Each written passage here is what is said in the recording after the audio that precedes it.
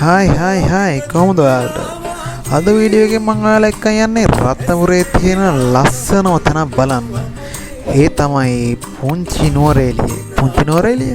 ඒක කොහෙද? පුංචි නුවරඑළිය කියන්නේ නුවරඑළිය වගේම ඒ අත්දැකීම් එහා සමානව ගන්න පුළුවන් රත්නපුරේ තියෙන ලස්සනම තැනක්.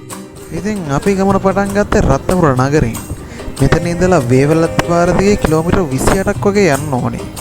අපි අද යන්නේ බයික් එකෙන්. ඇත්තටම මේක බයික් රයිඩ් එකකට නම් සුපිරි.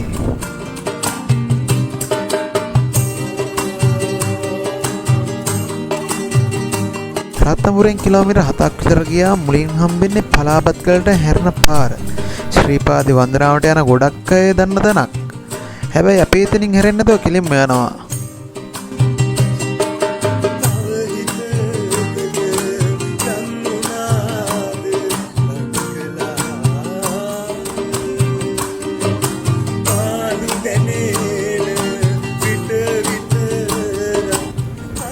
ඉතින් පොඩි දුරක් යද්දි මේ වගේ චෝටි එල්ලකුත් හම්බ වෙනවා. එතන ඉඳන් කිලෝමීටර් 6ක් විතර ගියාම අපිට හම්බ වෙනවා පුංචි දඹදිවට යන පාර.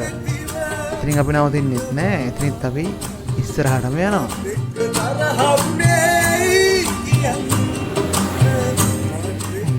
ඔන්න දැන් තමයි වෙඩි. මෙතනින් පස්සේ නම් පරිසරයේ ලස්සන ටිකෙන් ටික වැඩි වෙනවා.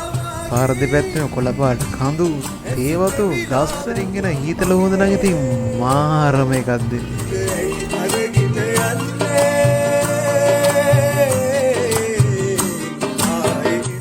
ටික දුරක් ගියාම අපි දෙහින කන්දට එන පාරට හැරෙනවා.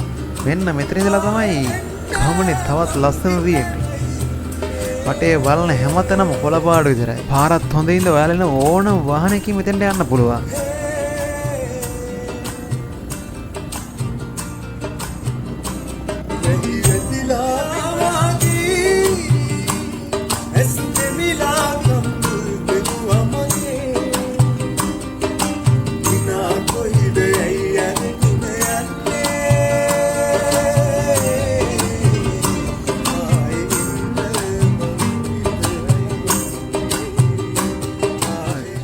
ඔන්න චුට්ටා උඩට යද්දි තමයි දැනෙන්නේ.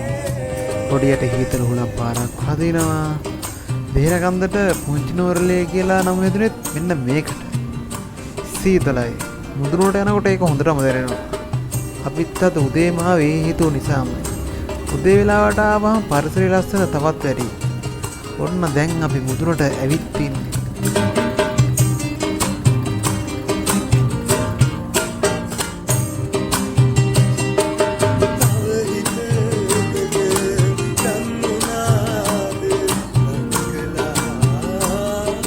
අම්මෝ ඉතින් ලස්සන. ඉතින් මේ ලස්සන කොහොමද විස්තර කරන්නේ?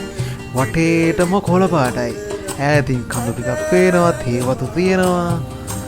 මාරම හීතල හුලම් පාර උත්තේක වදිනවා. ඉතින් හීතල හුලම් පාර නම් මට කැමරාවෙන් පෙන්වන්න බෑ. ඔයාලා එන්න මොනේ එක විඳින්න.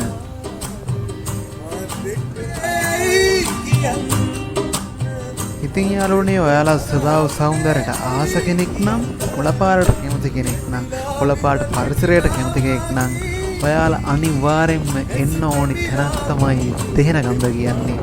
ඉතින් අපි අද මේ වීඩියෝ එක නවතිනවා. වීඩියෝ හොඳ නම් ලයික් එකක් දාන්න, යාළුවන්ට බලන්න ෂෙයා කරන්න, තව මේ වගේ ගමන් බලන්න අපිව සබ්ස්ක්‍රයිබ් කරන්න සහ බෙල් අයිකන් එක ක්ලික් කරන්න. ඉතින් යාළුවනේ තවත් මාවතකින් තවත් කතාවකින් අපි ආයෙත් හම්බෙමු. ඔයාලට ජය වේවා.